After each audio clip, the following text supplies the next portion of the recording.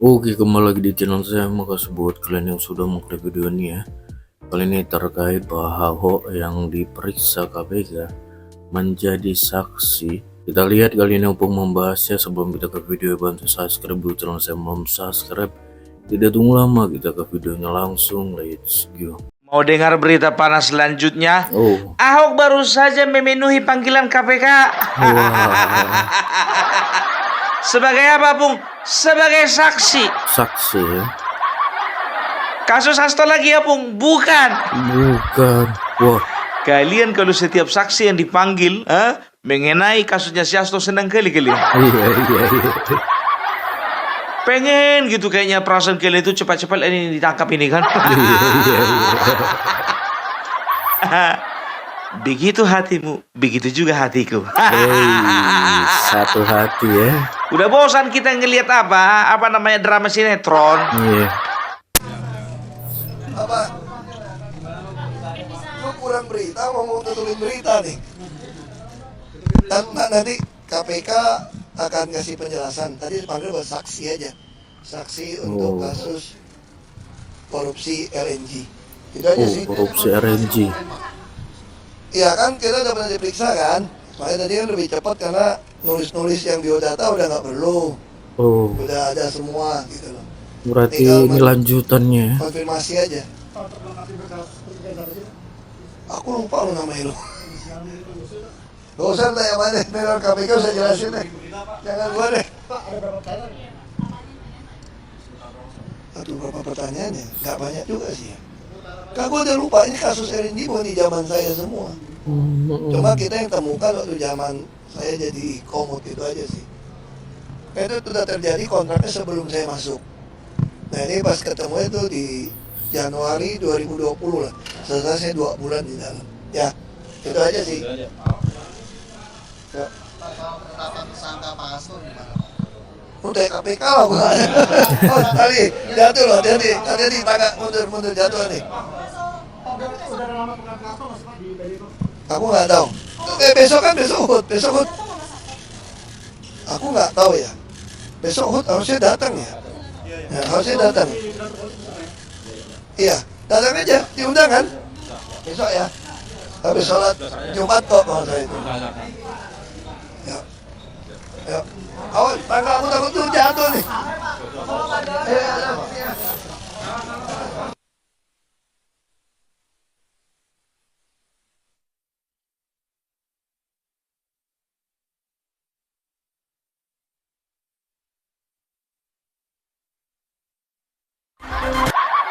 Ya, jadi Ahok dipanggil KPK oleh karena dia dijadikan saksi sebagai saksi atas dugaan korupsi dari Direktur Utama Pertamina periode 2009-2014. Siapa itu? Yang bernama Karen Agustiawan ya. Jadi ingat, kasus korupsi yang dilakukan Karen Agustiawan, bukan Harun Masiku. Iya.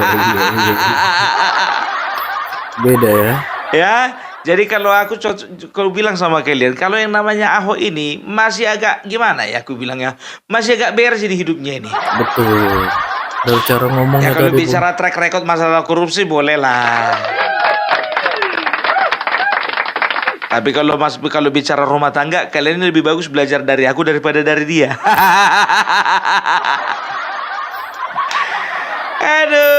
Aduh ya, jadi ini singkat ceritanya saja ya. Jadi periode 2009-2014 itu Karen Agustiawan itu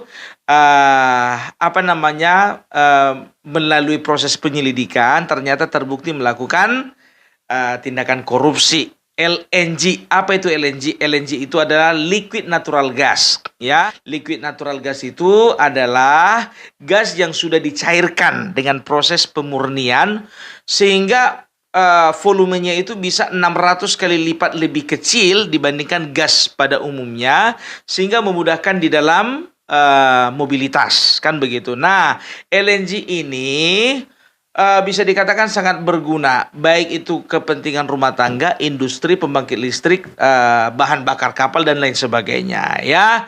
Makanya bisa dikatakan LNG ini adalah sebetulnya bahan bakar yang ramah lingkungan karena 25% lebih efisien atau lebih hemat dari penggunaan gas biasa ya. Jadi bisa dikatakan LNG ini adalah produk Pertamina yang menjanjikan, yang memiliki prospek ke depannya. Makanya tingkat korupsinya itu sangat tinggi. Gitu dia ya. Jadi yang melakukan korupsi bukan Ahok tapi Karen Agustiawan. Ahok hanya sebagai saksi karena waktu itu Ahok menjadi komisaris utama, bukan direktur utama. Udah jelas ya? Udah jelas ya, jadi jangan ada kita ini misinformasi gitu, mentang-mentang sekarang kasusnya si Hasto ya kalian sakut-sakutkan, bukan, tapi memang momennya kebetulan.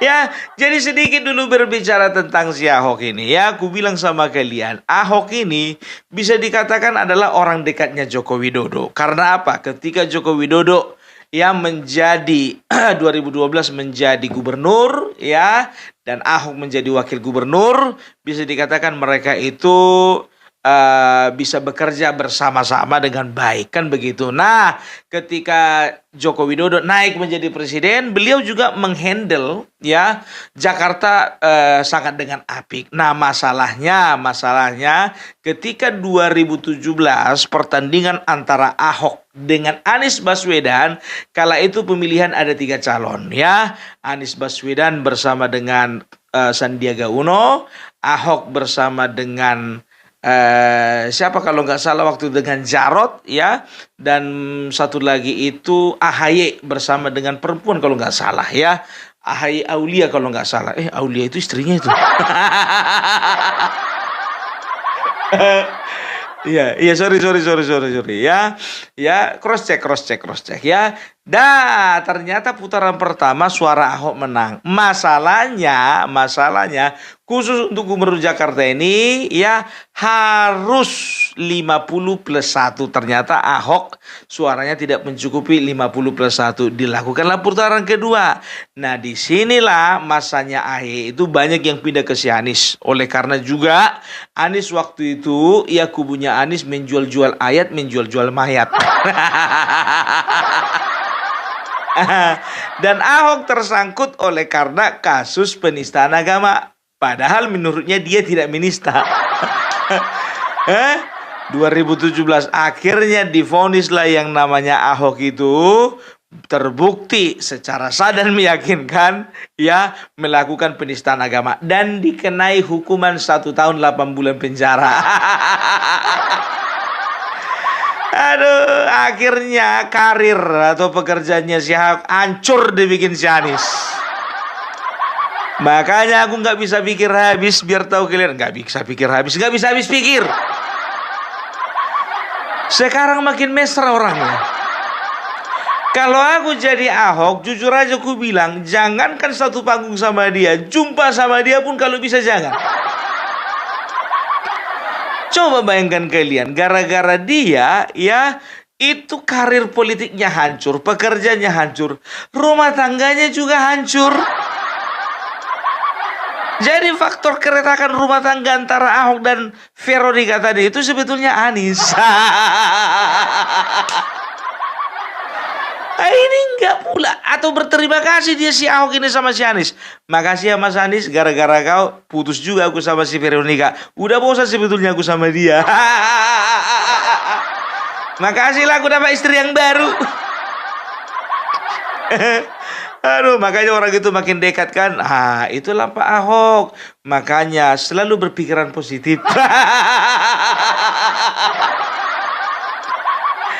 Ya, dan tahu enggak kalian, selama di dalam penjara ya Joko Widodo waktu itu mengatakan ya hormati ya proses hukum, dan juga waktu itu Ahok kalau tidak salah tidak mengajukan banding ya, dia menjalankan koreksi aku kalau salah ya, dia tidak mengajukan banding atau mungkin banding tapi ditolak, tapi dia menerima hukuman tersebut ya. Jadi dia mendapat 3 kali remisi ya. Akhirnya dia lepas dari tahanan itu kalau nggak salah di bulan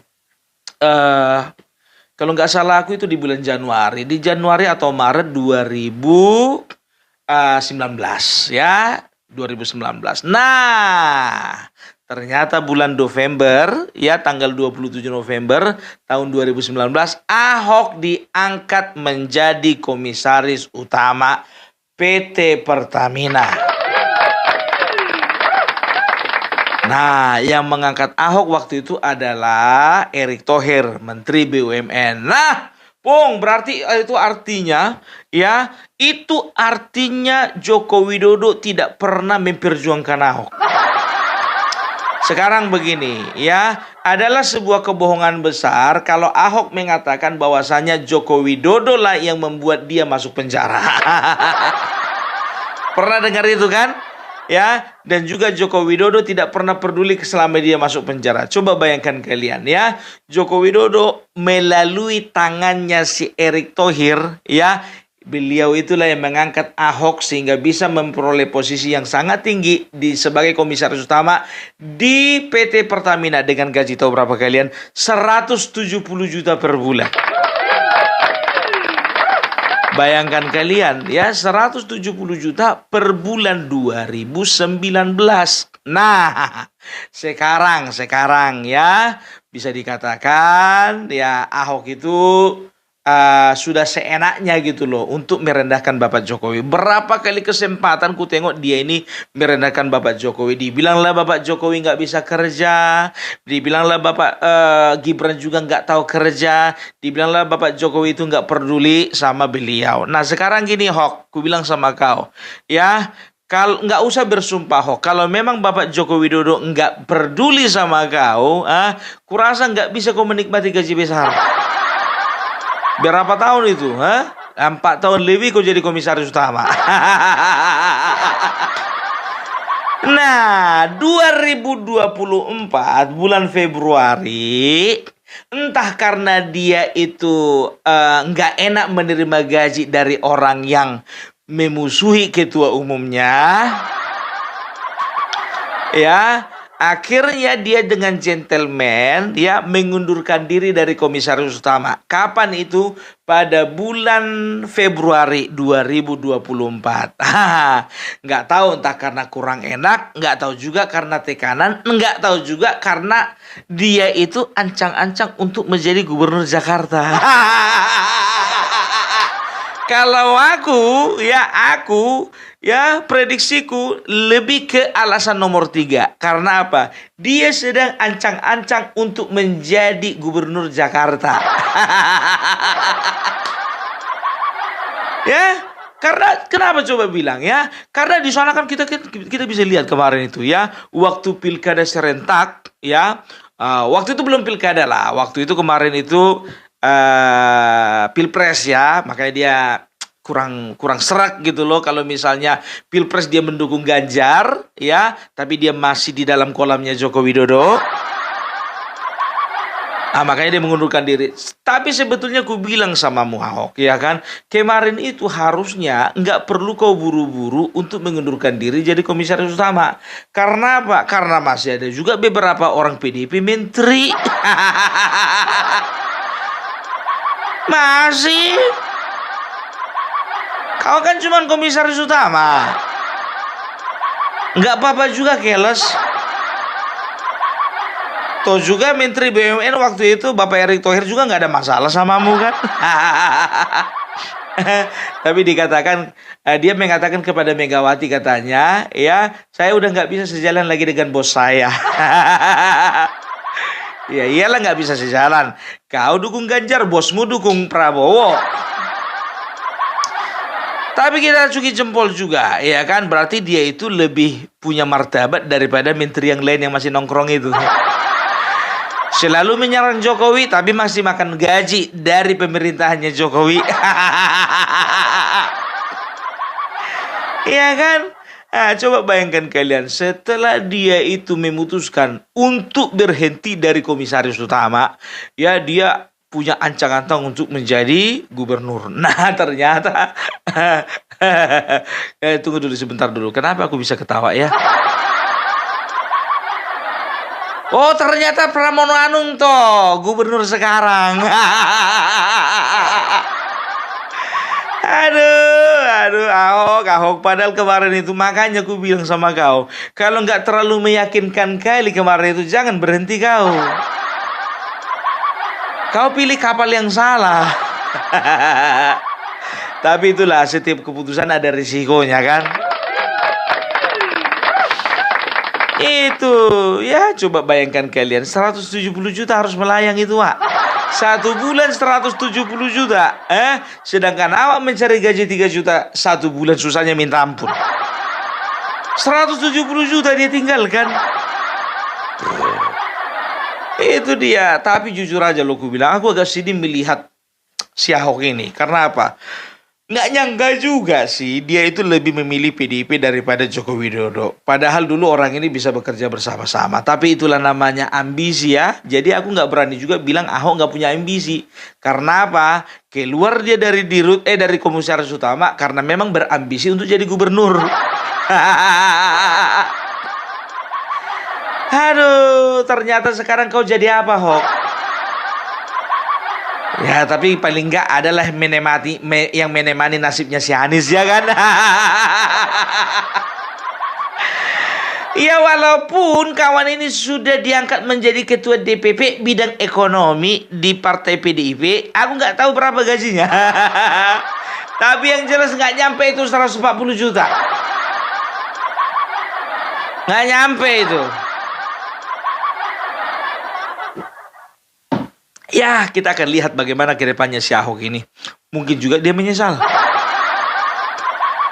Tapi kalau menurutku ya, Ahok bertahan saja di partai PDIP. Jangan loncat-loncat kemana-mana lagi. Karena kalau kau loncat dari PDIP, makin rusaklah partai itu kau bikin. Marwarar keluar, rusak. Effendi Simbolon agak rusak. Iya kan, Gibran, Joko Widodo dan 27 kader lainnya dipecat keluar dari PDIP, makin rusak. Gitu. Kau di situ aja memperlambat kerusakan. Apalagi di tengah-tengah badai seperti ini. Sebetulnya ya, yang namanya Ahok itu bisa saja dia muncul sebagai bintang. Karena apa? Ada kemungkinan juga dia untuk menjadi sekjen. Walaupun kecil. Tapi enggak bisa sih. Karena memang kalau Ahok ini, kalau Hasto ini kan kemarin itu dia itu memang bisa dikatakan menjalankan tugasnya sebagai seorang sekjen itu memang betul-betul menjadi perwakilannya ketua umum. Ya, dia lobby ke partai sana, lobby ke partai sana, lobby ke partai sana. Ya, lobby ke orang sana, lobby ke orang sana, lobby ke orang sana. Ya, kalau Ahok kan nggak pandai ngelobi dia. Dia taunya hidup lurus-lurus saja. Mana bisa ngelobi dia. Kita lihat aja lah bagaimana Ahok dan juga PDIP ke depan. Oke, jadi itu dulu dari Opung Parbelak. Salam NKRI harga mati. Oke, jadi videonya ya. Gimana menurut kalian, dan sampai bertemu di video saya selanjutnya.